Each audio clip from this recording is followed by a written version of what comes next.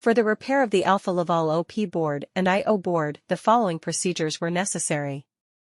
Replacement of various electronic components and general cleanup of the unit.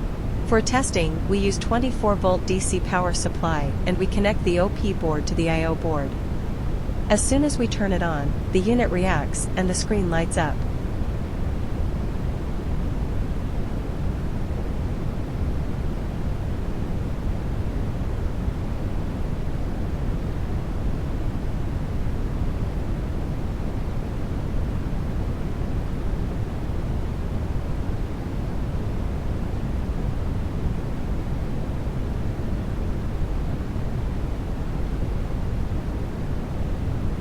The error message is due to lack of additional units.